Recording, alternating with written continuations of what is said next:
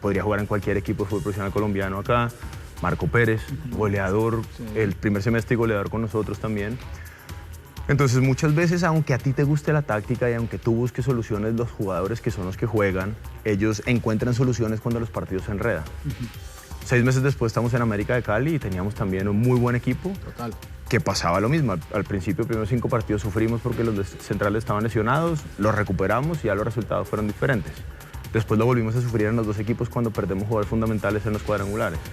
Ahora llegamos nosotros a Argentina y nos encontramos con un equipo que para el nivel del fútbol argentino los jugadores no tenían suficiente para solucionar ellos por sí mismos.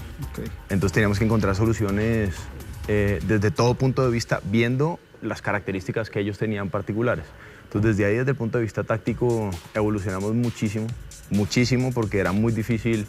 El calendario que nos tocó fue muy duro. Sí. Primeras 2 fechas jugadas con River y Boca entradita. Con River, Boca, después Belgrano visitante, después Talleres, después Argentinos. Esos 5 equipos estaban representando a Argentina en torneos internacionales, en Libertadores y Copa Suramericana. Entonces nos tocó encontrar soluciones para intentar ayudar a los chicos, que no fue suficiente para conseguir puntos, pero por lo menos intentamos achicar un poquito esa brecha que había, pues presupuestal principalmente, y estar, por ejemplo, ganándole 2-0 a Boca, que después no lo puedes mantener y terminas perdiendo 4-2, empatando con Talleres, ganándole a Belgrano, y después con un poquito más de trabajo pudimos ganarle nosotros al actual campeón, a Estudiantes. Pero creo que desde el punto de vista táctico, sobre todo desde la perspectiva de cuando no tenemos la pelota, cómo organizarnos mejor para que no nos entren tanto al área. Sufrimos y como consecuencia de sufrir nos adaptamos y evolucionamos muchísimo. Entonces, posiblemente la lección más grande que traemos como cuerpo técnico es cómo organizarnos mejor cuando nuestro equipo no tenga la pelota, para evitar, tú no puedes evitar que te rematen desde fuera del área, pero lo que sí puedes intentar evitar es cuántas veces te entran a tu área el equipo contrario. Y desde ahí el equipo entró con esta cantidad de entradas al área en contra, y progresivamente las fuimos disminuyendo hasta el partido con Vélez, que terminamos perdiendo, pero creo que nosotros entramos al área algo así como 38 toques en el área y ellos tuvieron 12 toques en el área. Minimizaron. Igual pierdes 2-0, pero lo que puedes controlar, logramos encontrar soluciones para evolucionar bastante. Justamente, Lucas, esa frase de brindar soluciones fue una de tus ruedas de prensa que tuvo eco aquí en Colombia. Porque dijiste en esa rueda de prensa que tu rol era buscar soluciones desde lo estratégico, desde el juego, y que no eras un motivador. Y mi pregunta va de la mano a ¿por qué no se puede motivar a alguien desde el conocimiento y desde la táctica, desde lo nutritivo del juego? ¿Por qué eso no puede ser motivante? Y lo único que encontramos como motivador es inyectarle en las venas, decirle, muchacho, hay que poner huevo, tocarle el corazón. ¿Por qué no se puede justamente motivar a alguien desde el conocimiento, desde las soluciones del juego, desde lo estratégico? Sí, es una excelente pregunta. Habría que definir muy bien a qué nos referimos con motivar, para asegurarnos que estamos teniendo la misma conversación. A lo que yo hacía referencia en esa rueda de prensa precisamente es a que al futbolista no hay que motivarlo. Hay que intentar no desmotivarlo, porque muchos entrenadores desmotivamos a los jugadores con nuestras sesiones de entrenamiento. El jugador llega con toda la ilusión del mundo porque se hace futbolista profesional, porque algún día se enamoró de la pelota, es lo que le gusta, y en ese crecimiento se hace profesional, desarrolla unas competencias que le permiten, sí, hacer una carrera como futbolista profesional. Pero después llega un entrenamiento y resulta que la pelota no está presente y te ponen a hacer una pretemporada corriendo y dando vueltas, entonces ahí lo desmotivas, porque él venía intrínsecamente motivado para hacer lo que le gusta. Entonces mi punto era, nosotros no necesitamos motivarlos, ellos están intrínsecamente motivados para jugar. Entonces si yo gasto tiempo innecesario, que igual en una media parte tienes 5 minutos para transmitir un mensaje, 7 minutos como mucho, y tú lo gastas en vamos, dale, venga, a poner lo que hay que poner y bla. Y huevos, y ganas, y garra, y el mensaje, el jugador después, en fútbol profesional, tú los ves, se miran a la cara y dicen, bueno, pero... ¿Y ahora qué hacemos? Muy bien, exactamente. ¿Ahora qué hacemos? ¿Ahora qué hacemos? Entonces mi mensaje era precisamente que lo que nosotros tenemos que hacer es encontrar soluciones para intentar que ellos sepan ahora qué hacen, no desde el punto de vista individual, porque todos ellos saben hacerlo, todos ellos saben jugar al fútbol, pero es que el fútbol son 11 contra 11. Entonces hay que hacer que estos que están acá sepan, en función de cómo se organizan estos que están intentando hacer lo mismo, en dónde puedes encontrar ventajas para intentar superarlos. Y entre más calidad hay en estos, más difícil es que los nuestros intenten sobreponerse a eso. Entonces lo que nosotros intentamos hacer es eso, y a eso me refería también con las lecciones, encontrar soluciones más eficientes, y la motivación está intrínseca, está implícita. Ahora, cuando yo transmito el mensaje a los jugadores, soy muy fuerte, como lo transmito muchas veces, porque el jugador necesita que ese mensaje le entre así. Pero no es únicamente un mensaje motivador, pero en la forma en la que tú lo transmites estás intentando conectarlos a ellos con la esencia de por qué son futbolistas y con la responsabilidad que tenemos todos ante la gente que está yendo a verlo. Pero tocándole más la cabeza que el corazón, ¿puede ser? Porque, insisto con esto, a veces cuando hablamos especialmente en el fútbol colombiano del tema mentalidad, y eso siempre lo tenemos pasando a la mentalidad de poner más entrega, más corazón, más actitud. Siempre se va alineando el tema mental hacia esos lados. Pero la evolución desde lo mental también nace desde el conocimiento, también nace desde el aprendizaje, desde lo estratégico, desde lo táctico. Y me parece que hay que empezar también nosotros a dar ese mensaje. Que no siempre motivar va a ser las venas, no siempre se va a motivar al corazón. No, también se motiva la cabeza desde la educación y el aprendizaje. Y me parece que eso estaba bueno reflexionarlo porque lo tocaste en un país en donde justamente en Argentina las venas son muy importantes a veces. Sí, y el tema es que esta parte emocional, volitiva, la tienen todos. Nuestros jugadores y los oponentes también lo están intentando. Entonces solamente con ganas no es suficiente para superar al otro. El otro también tiene ganas, el otro sale igual. Pero la gente que ve el fútbol de fuera, porque ellos lo ven lógicamente como hinchas, piensan que únicamente con ganas tú tienes una medalla de oro olímpica. Claro. Y necesitamos algo más que ganas para ganar partidos de fútbol. Profe, ya con la calma de estar de regreso en el país, con la calma de estar en casa, en retrospectiva, mirando cómo fue su proceso allá en Argentina, ¿tiene algunos puntos que usted diga, esto lo hubiera hecho diferente, quizás me equivoqué acá? Algo que usted tenga ahorita claro, que diga, quizás debía haberlo hecho distinto.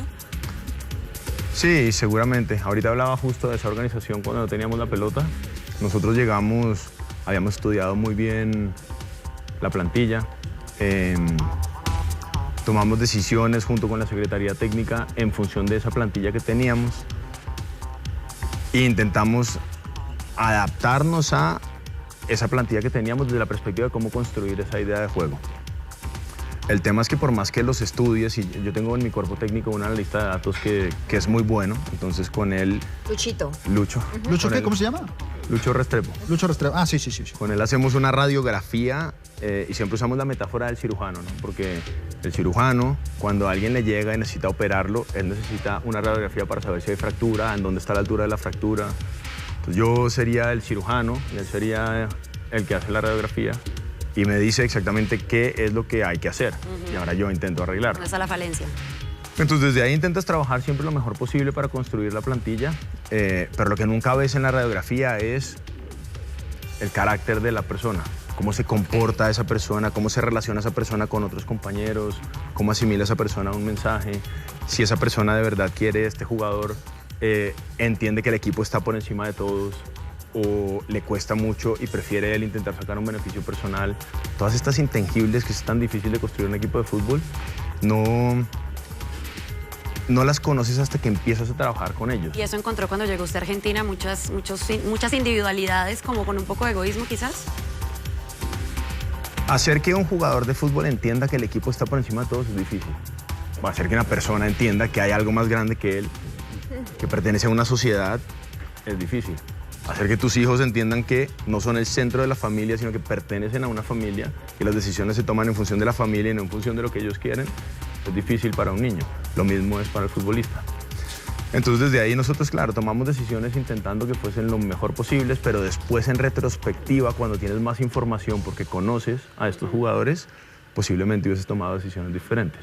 En cuanto a mantener un jugador o no mantenerlo dentro de la plantilla, por ejemplo. Pero vuelves al mismo punto y claro, en el momento en que tomas esas decisiones no tienes la información. Lo mismo desde la construcción de la idea de juego. Nosotros dirigimos 5 partidos, después hay parón de Copa América, tenemos un poquito de tiempo para fichar nuevamente, reestructurar. Para organizar. Sí, para reconstruir el equipo, que el equipo nos llevaron para una reconstrucción. Y ahí evalúas con esa información de esos 5 partidos y la idea de juego que teníamos le das un giro importante, pero porque ya tenías esa información. Entonces, si yo hubiese podido, hubiera hecho lo que hicimos en el partido, desde el punto de vista táctico. Lo que hicimos en el partido con Estudiantes, en el primer Desde el partido contra principio. River. Claro. Pero esa información no la tenía. Entonces, Claro, entonces perdió ese tiempo de esos 100%. de esos 5 es un encuentros. poco En teoría. que es primero el huevo o la gallina. Es cierto. Si hubiera tenido que ir usted para Argentina un tiempo antes de aceptar a analizar el equipo, pero pues muy difícil. Profesor, usted Metámosle chicharrón, dice... perdón, buñuelito también al tema. trae, Ni más faltaba. profe, mientras ahí cogemos los buñuelos, usted decía, nos llevaron para una reconstrucción Los acá. del equipo, de una nómina, quizá para tener un buen nivel de rendimiento precisamente. ¿Qué fue lo más difícil de estar en Argentina? ¿La presión de la prensa, de pronto la poca paciencia de los directivos? O ya mira usted si ellos tuvieron paciencia, en sí estar en un país tan futbolero como Argentina que quiere resultados quizá inmediatamente. ¿Qué fue lo más difícil de estar allá? Sí, creo que este tema de los resultados te lo exigen en todos lados y todos los entrenados del mundo estamos a ciertos partidos de que te echen, Ok. pero nunca sabes cuántos son. Entonces, cuando estás en un club con una hinchada muy grande, pueden ser 3 partidos, pueden ser 2, eso no lo sabes. Cuando estás en un club que tiene menos hinchada, el margen es un poquito más largo. Entonces, esta parte de los resultados siempre está presente. Creo que parte de lo más difícil fue haber llegado a un club que, desde el punto de vista de pronto dirigencial, desde el punto de vista directivo, tenía divisiones importantes. A nosotros, por ejemplo, nos contratan unas personas y nos sacan otras. Sí. Entonces, cuando a ti te contrata a alguien, tú sabes a quién le respondes. Claro. Tienes esa comunicación con esas personas y tú más o menos y entiendes que lo que yo acabo de decir es verdad. Si yo estaba en América, pierdes 3 partidos seguidos y dices, uy, acá la cosa puede cambiar. Si estás en un club que no tiene títulos todavía, tiene una hinchada más pequeña, la paciencia es diferente porque los objetivos son diferentes. En este caso es un club que tiene poca hinchada, nunca ha sido campeón, lleva relativamente pocos años en primera división. Y con las personas con las que teníamos la comunicación, que fueron las que nos llevaron, siempre tenían muy claro que estábamos reconstruyendo un equipo con el presupuesto más bajo de los 28 equipos de primera división de Argentina. Entonces ese era el horizonte. Hicimos mucho énfasis en intentar fichar con análisis de datos, un poquito intentando hacerlo de la película Moneyball.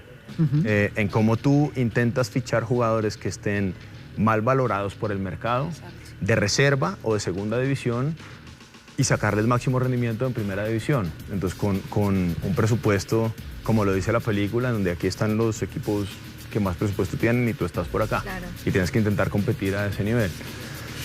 Entonces, esa parte del presupuesto y de construir un equipo para ponerle cara a Boca, a River, a Talleres, a Argentinos, a Estudiantes, a Vélez, profe. Vélez. Hoy es de la sensación del fútbol argentino es Vélez. Sí, es uno de los partidos que más recordaré porque fue uno de los que más, creo que mejor jugamos y más pudimos controlar en el desarrollo del juego.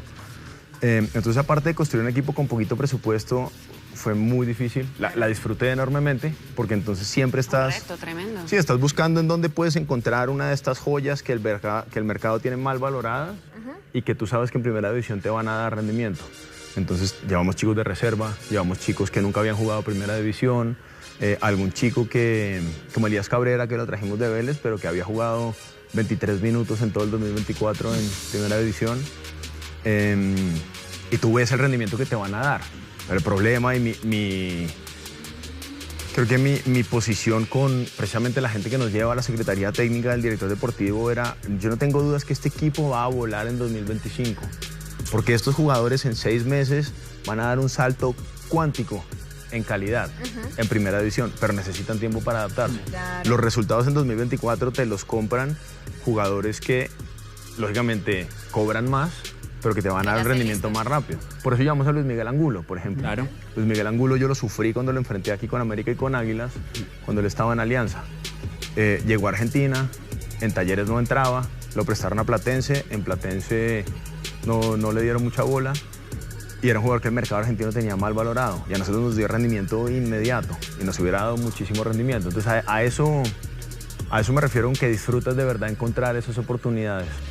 Creo que dificultad grande es precisamente la ciudad, el equipo en donde está. Santiago del Estero, no sé, el 80% de los equipos están en Buenos Aires. Claro.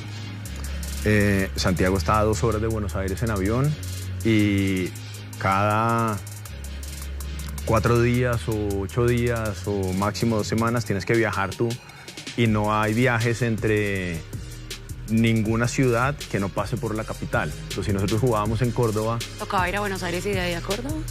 Esa era la alternativa, pero nosotros, el club por presupuesto lo hacía en bus. Entonces nosotros, por ejemplo... Trayectos largos, muy largos. No, pues largo. Sí, nosotros, por ejemplo, jugamos contra Estudiantes, el partido por Copa. Sí. Creo que lo jugamos un miércoles. Viajamos el martes, entrenamos por la mañana, salimos a las 12 del día, llegas allá a 8 de la noche, cenas, al otro día juegas el partido, pero termina el partido, te montas en el bus, cenas en el bus y regresas a las... No hay descanso, ¿no? No hay descanso de calidad. No, y un trayecto de, sí. Es decir, tantas horas en carretera, eso destruye. Por supuesto. Ahí llegas a entrenar en la tarde porque tienes que jugar los 2 días. Y no tienes que jugar contra el último de la tabla, tienes que jugar otra vez contra un equipo de arriba. Entonces creo que de dificultades eso fue algo que era imposible saberlo hasta que no estuvieras allá, pero al fin y al cabo todo esto son factores externos con los que tenemos que lidiar. Se trata de una cosa, de ganar, y nosotros no pudimos ganar un partido de 9 que jugamos y es perfectamente entendible que tomasen esa decisión. Claro. Samu. Profesor, de cara a su próxima experiencia, que será seguramente en nuestro país o en el exterior, dado lo que tiene que ver con su potencial y su prestigio, ¿sigue usted convencido firmemente de su metodología y de su modelo de juego? Porque regularmente hablamos de que las experiencias negativas, en este caso un resultado, más allá de que el balance suyo personal termina siendo positivo por el aprendizaje, hace que uno se reevalúe ciertas cuestiones. De cara, entonces, al próximo club o selección, ¿usted dice voy a trabajar igual que en Águilas Doradas, América de Cali y Central Córdoba, o va paulatinamente ajustando cositas en metodología y modelo de juego? Sí, es una excelente pregunta. Desde el punto de vista de metodología, otra vez, ¿a qué nos referimos con esa palabra? Para que estemos seguros que estamos hablando de lo mismo. Y metodología hace referencia a la forma en la que construyes ese proceso de entrenamiento. Pues lo que nosotros hacemos simplemente es respetar las características del juego. El fútbol como deporte tiene unas características particulares que derivan de las 17 reglas que tiene este juego. Lo que nosotros hacemos simplemente es respetar esas características dentro de cada entrenamiento para que se entrene el fútbol, para que esté presente el fútbol, no simplemente entrenamiento con pelota. Y entonces cada jugador tiene una pelota y nos pasamos el balón por parejas, pero el domingo hay que jugar 11 contra 11 con una sola pelota. Y estos 11 tienen que comunicarse entre ellos para intentar identificar si te están presionando con 3, con 2, con 5, con 6, cómo superas esa presión. Entonces, desde esa perspectiva, siempre que entrenemos en donde entrenemos, vamos a respetar las características de juego. Eso con respecto a la metodología. Independientemente de que entrenemos acá o en Australia, o ojalá el sueño de mi vida algún día en Europa. Ahora, desde el punto de vista de la construcción del modelo de juego, eso sí tiene que variar, eso sí tiene que evolucionar. Y yo justo ahora decía, si yo hubiese tenido la información que tenía después de esos 5 partidos, no lo hubiese hecho, no hubiese planteado el partido como lo planteamos con River. Porque no teníamos suficiente información. Ese partido con River, aparte, tiene la particularidad que nos quedamos con 10 jugadores a los 23 minutos o algo así. Descontextualiza todo ahí. Y lo hace aún más difícil, pero en ese partido River nos destruyó por todos lados. Tuvo 30, 40 entradas al área, que es algo que nunca me ha pasado a mí como entrenador. Y eso nos obligó a replantear a partir de ahí cómo podemos controlar mejor a un equipo contrario para que no nos entre al área. Y pasamos de 40 entradas al área con River a, no recuerdo bien, pero algo así como 12 toques en el área contra Vélez. Un equipo que de pronto no está al mismo nivel de presupuesto, pero está cerca. Entonces ahí evolucionamos muchísimo. Entonces, siguiente paso, seguramente que aquí hay cosas que aprendimos muchísimo, sobre todo desde la perspectiva de cuando no tenemos la pelota, para protegernos mejor y para controlar mejor al equipo contrario. Y ahí sí vamos a ver en el siguiente equipo que dirijamos, ahí sí la gente va a ver una evolución bastante importante, bastante diferente a lo que hicimos con Águilas y lo que hicimos con América. Claro, ¿tiene ofertas ya, profe? ¿Tiene alguna por ahí que nos pueda contar? No se me rías, en serio. Algo hay. Sí, es en serio. No puedo dejar de lucir como periodista también, tengo que preguntarle. No, me encantaría porque la verdad necesito una semana en la playa con mis hijas y mi mujer y después de eso estamos listos.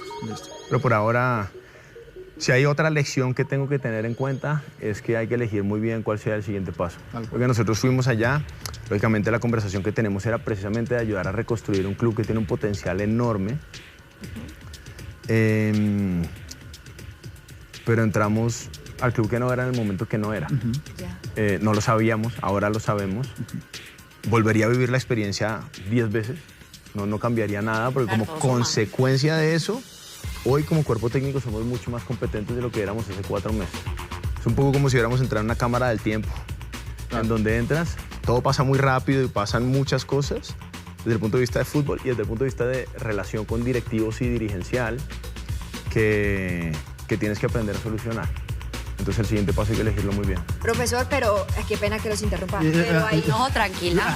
sí, Estás en tu casa. vimos un rumor que había posibilidades o que había un interés mejor de Llaneros. Llaneros. ¿Eso es cierto? ¿Eso lo han llamado? ¿Se han comunicado con usted? ¿O definitivamente no? No, me acabo de enterar por ti primero. Miren, me quieren en Llaneros. Perfecto. Entonces no, descartado totalmente. No, que yo sepa, no he tenido comunicación con nadie me ha dicho nada. Perfecto. Pero, Lucas, ¿cómo afecta eso tanto en el trabajo, en el cotidiano, como también en lo personal, emocional, que por ahí existan distancias con los directivos? Porque, a ver, vos saliste de América justamente porque hubo un cambio de dirección y de conducción. ¿Cómo afecta eso? Porque se notaba, independientemente de unos cuadrangulares que tal vez no resultaron como querían con América, pero sí se notaba que la llegada, todo ese trayecto a los cuadrangulares, era de un potencial muy alto en aquel América. Sí, esta es una parte que no puedes controlar como entrenador. Hay que pensar muy bien cómo la puedes gestionar cuando vuelva a pasar, porque es algo que es similar a lo que nos pasa ahora en Central Córdoba. Yo hacía referencia ahorita en que nos contratan unas personas y al final los que nos sacan son otras. Claro. En América pasa lo mismo. En América a nosotros nos contrata una secretaría técnica con un presidente, con Mauro, y al final hay un giro completamente inesperado para todos los que estábamos dentro del club. Y 28, 29 de diciembre, Mauricio ya no es más presidente, asume Marcela, y 20 días después, o algo así, Marcela toma la decisión de que ella quiere otro cuerpo técnico dirigiendo el equipo profesional. Perfectamente respetable. Ahora es su proyecto deportivo, pero esto era imposible de anticipar. Nosotros construimos un equipo, en ese caso, precisamente evaluando lo que ha pasado en los cuadrangulares. En los cuadrangulares perdimos jugadores nosotros que no pudimos reemplazar. Perdimos a Portilla 3 partidos y medio. Por ejemplo, solo por usar el ejemplo de Juan Camilo. Recuerdo el partido con Millonarios, vamos ganando nosotros 0-1 a la media parte, y a la media parte perdemos a Luis Paz y a uno de nuestros centrales. Entonces, en Bogotá. En Bogotá, sí. Exactamente. Entonces, claro, después terminas perdiendo el partido 2-1 y no puedes controlarlos más desde el punto de vista de sin pelota. Y entonces terminas perdiendo ese partido. Entonces sacamos esas conclusiones y en función de eso, con la ayuda de Lucho en análisis de datos, buscamos fichar jugadores como Daniel Bocanegra, los que llegaron, ¿no? Y los extremos arriba. Eduard López entre ellos, ¿no? Andrés Eduard López, que venía de ser goleador en Paste. Ever Valencia, Harold Rivera, jugadores que habíamos estudiado muy bien para las características de ese equipo. Y son jugadores que hoy están rindiendo muy bien. El caso de Harold, el mismo Daniel, está siendo de los mejores centrales de la liga. Sí, fueron jugadores que en su momento no Daniel, porque bueno, de pronto le cuestionaban un poco la edad que estuviese vigente. A Harold lo cuestionaron muchísimo, a Ever Valencia lo cuestionaron mucho. Fueron jugadores que nosotros sabíamos precisamente por esa radiografía que nos iban a dar rendimiento. Pero después no tuvimos la posibilidad de dirigir ese equipo. Cuando vienes aquí a Central Córdoba, empiezas a hacer lo mismo. Eran 5 partidos con el equipo que estaba antes, que teníamos que sobrevivir. Ahí evalúas lo que pasa, hay momentos de buen juego, no es suficiente. Recuerdo el partido con Boca, Boca cambia 3 jugadores a la media parte. Nos gana el partido 4-2. Nosotros íbamos ganando 2-0 en casa. Nos marcan el primer gol al minuto 2 de la segunda parte, en donde entra Menentiel por la esquina del área, le hace un pase a Zenón, Zenón hace un taco y Menentiel remata cruzado. Son 2 jugadores de ellos, nosotros teníamos 7 jugadores nuestros dentro del área. Claro. Pero esos 2 jugadores de ellos cuestan no sé cuántos millones de dólares y los 7 de nosotros posiblemente lleguen al 10% de lo que cuestan esos 2. Entonces con lo que tuvimos, y esto es crítica mía como entrenador, seguramente que si el entrenador de ese equipo es Pep Guardiola, no pierde ese partido 4-2, después de ir ganando 2-0. Claro. Pero esto es parte de ir construyendo una carrera, ir aprendiendo. Entonces, claro, llegas ahí y ahora empiezas a construir un equipo con una dirección deportiva que tiene muy claro para dónde va y tiene muy claro por qué nos trae a nosotros. Y después le ganas a Estudiantes, pero después pierdes con Platense, empatas con Tigre y pierdes con Vélez, un partido que se juega 10 veces, lo pierdes una vez seguramente. Y ya no es esta dirección deportiva, sino es la presidencia que tenía control del club antes de que nosotros llegáramos, que saca no solo al cuerpo técnico, sino aproximadamente el 40% de los empleados del club. Entonces, tremendo. Hay una barrida grandísima en donde el cuerpo tiempo es visible, el cuerpo técnico, porque pues, es lo que hace noticia, pero detrás de eso sale el director deportivo, sale la secretaría técnica, salen muchos empleados que respondían a esta dirección deportiva, y eso también era completamente imposible de saber o identificar antes. Cosas de que no controlan entonces ustedes. Sí, yo siempre voy a esta frase. Hay crisis interna igual, en la dirigencia, pues un poco. Sí, un poco de división, podría decir, en donde hay dos cabezas. Pues dos grupos, llamémoslo, 2 personas, intentando mantener el poder de un club, la gestión de un club, y en donde lógicamente cuando no hay resultados deportivos favorables, pues entonces esta otra persona intenta retomar el control del club y lo hace directamente. Entonces eso fue lo que pasó, que yo voy a esta misma frase en donde todos queremos tener la vida perfecta. Todos quisiéramos tener eso, pero la vida no te da lo que quieres, la vida te da lo que necesitas. Yo tengo grandísimos sueños como entrenador. Sueño con dirigir en Europa, sueño con algún día, ojalá poder dirigir la Selección Colombia. Pero si yo no estoy dirigiendo en ese nivel es porque todavía no tengo las competencias para hacerlo. Porque si ya tuviera esas competencias seguramente ya estaría ahí o estaría cerca. Todavía estoy muy lejos. ¿Y qué le da a uno esa competencia, profe? O sea, ¿qué piensa que se lo va a dar? Experiencias como esta. Claro. Entonces yo ahora tengo competencias como entrenador que hace 4 meses no tenía. ¿Y ha tenido que renunciar también a algo de lo que al principio era un principio innegociable? Innegociable, creo que innegociable va mucho con cómo es uno como persona. Desde el punto de vista de fútbol, en realidad nada es innegociable. Desde el punto de vista táctico, de metodología, desde el punto de vista de idea de juego, porque este juego se trata de ganar. Entonces a mí me tocó, por ejemplo, recuerdo mucho ese partido contra Estudiantes. Copa Argentina. Exacto. Estudiantes era el actual campeón de Copa, pero también era el campeón del primer semestre. Jugar la final con Vélez de la Copa de la Liga. Entonces era el campeón de los 2 torneos que se estaban jugando, pues el Primera División y la Copa. Y nosotros veníamos de 5 partidos perdidos seguidos. Y vamos a enfrentar nosotros a partido único en Córdoba, un partido contra ellos por Copa. Veníamos de 5 partidos perdidos seguidos. Estaba todo a favor de ellos. Ya, hablando claro, nadie daba un peso por nosotros. Sí, total. Nosotros habíamos fichado jugadores que nunca habían jugado Primera División, eran nuestros refuerzos. Pero eran chicos que jugaban muy bien, jugadores que estaban mal valorados por el mercado. Y yo me acuerdo porque, profe, ¿qué piensa? Y el mensaje mío, yo siempre intento, la verdad, no soy un entrenador que quiere ocultar las cosas y decir y por detrás y mensajes escondidos. Yo hablo como soy. Sí.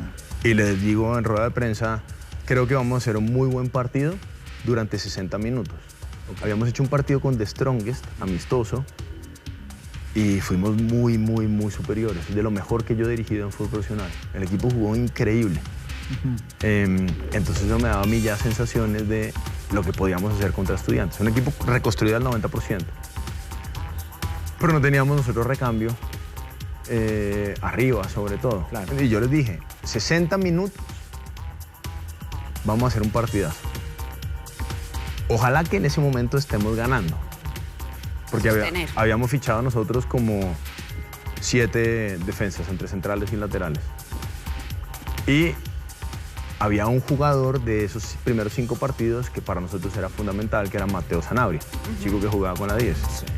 De Lanús. De Lanús. Y de esos jugadores yo pedí que hiciéramos lo imposible por retener a Mateo, porque Mateo era un jugador con diferencia, era el que más diferencias marcaba a nosotros. Mateo no se pudo retener, regresó a Lanús. Entonces nosotros, era muy difícil, a partir del minuto 60, nuestro mejor delantero, Matías Godoy, venía de lesión, de pronto le daba 45 minutos y yo dije, listo, 60 minutos, después miramos a ver qué pasa.